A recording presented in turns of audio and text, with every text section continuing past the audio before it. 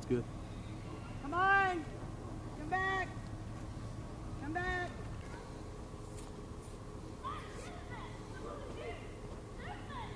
But I've done cried so much between him and me. What is your name? My name is Wanda Meza. Spell your last name, Wanda. M-E-Z-A. Okay, tell me what all happened that morning. Okay, from what my son told me, or from the beginning whenever? Basically from the beginning there. Okay, my son come running into my work at Subway and in Grangerland, and then he was crying hysterically, and I was calming him down, and I was asking him, what's wrong, and he finally calmed down and told me, he said 2 men tried to kidnap him from his bus stop, which is right at the end of our road, and from the end of our road to get to my work, he ran, and that's a 35-minute walk because I walked it because I didn't have a car, so I know it takes 35-40 minutes, and he did that run. And whenever he got there, he told me that 2 men pulled up to his bus stop, and they told him to get in the car. The passenger told him to get in the car, and he said no, and he turned around to run, and the passenger reached out the window and hit him in the back, and he was going to come running down the street to come running home, and they yelled out the window, "We know where you live," and so he got scared, and then that's why he ran all the way to my work. I mean, something like this, you hadn't heard anything from the school district. What's the school district said about this whole thing? They haven't said anything. They just took down my information. They sent out the school police officer came out that morning, and he took his report, and the sheriff department came out and took their report, and I talked to Miss Jones, his principal, and she said that she was out, so I didn't get to talk to Miss Jones. I talked to the vice principal,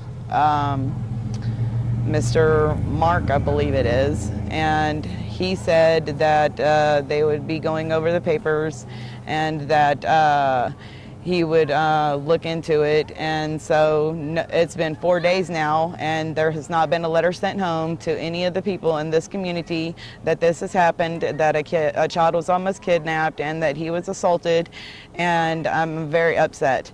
I've called and I talked to the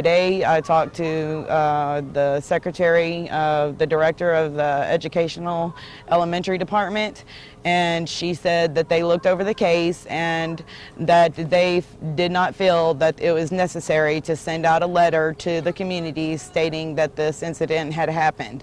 And I asked her why, and she said that they just felt that it was not necessary. She just went back to the same statement, that it wasn't necessary to send out a letter. And I told her it wasn't fair because he was almost kidnapped, and it was attempted kidnapping, and he was assaulted, and that is very much necessary to send out a letter to the community stating that this had happened to one of our children. You know, this could be any one of our children. You know, not just mine. It really hits home whenever you are here and you're seeing your children out here playing. You want them to be safe, and you expect them to be safe going to walk to the school bus or doing anything, you know. And then we have to sit here and worry about this happening, and then the school district doesn't take no kind of effort to let the other parents know. I've been telling all the parents that's been my neighbors, and they're the ones that I've been telling them what have happened. And so that's how our community has known, is because I'm telling them that what happened to my son, and for them to watch out for their children as well. Okay. All right. Okay, what'd you say, the school is saying it's unexcused absence now? Yeah, it's an unexcused absence. For him being absent from that day, that because I said he was traumatized, he was crying hysterically, he was up at my work with me dealing with police reports until almost 10, 11 o'clock in the afternoon. And so how am I supposed to send my kid to school traumatized like this, and the school is sitting here telling me that it's an unexcused absence? I do not think that is fair. He should be excused for that day, and they don't believe that it's so. And they're arguing with me about it. All right, what's your name? Ricardo Meza. Ricardo, tell me what happened that morning. I walked out of the house around 7:54, and whenever I was walking and I was stopped at the bus stop, and whenever I was there, 2 guys pulled up whenever I was alone because I didn't want to miss a bus, because I missed a bus a couple of days last week, and I wanted to be out there early to make sure I don't miss a bus. And about like 5 minutes later, they pulled up and told me to get into the car, and I said no, and whenever I went to run, my backpack swung forward and the passenger punched me in the back, and so I went to run home because my sister was still here and she was sick, and they said that they know where I lived, so I ran to my mom's work.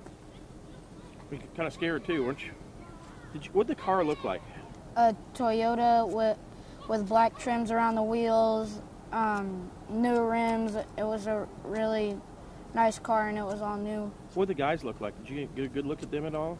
The passenger had four rings right here. They both had regular jeans, but the passenger had a black shirt with green sleeves. He had brown hair with hazel eyes and barely growing a beard, but the driver, he was around his early 40s, and he had a full-grown beard, black hair, with a little bit of white and gray.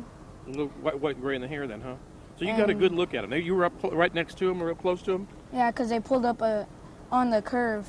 On the right there in the curve on the bus stop? They went into the grass. Okay. What about now? You kind of scared? I mean, you're not. It's not just walking distance from school to here. You're a long way from school from here, aren't you? Mhm. What has anything like this ever happened before? No. No. Kind of scary. Okay. All right. Okay. Thanks. How about your back? You said you hit your back. Mhm. How bad? Did he punch you, or what did he do? Like he punched me whenever I tried to run in the back. Okay. Yeah, usually I don't like to use the kids, but it just, if it's okay with you, I have no. Yeah. The principal, she kept saying she. Yeah, I don't know.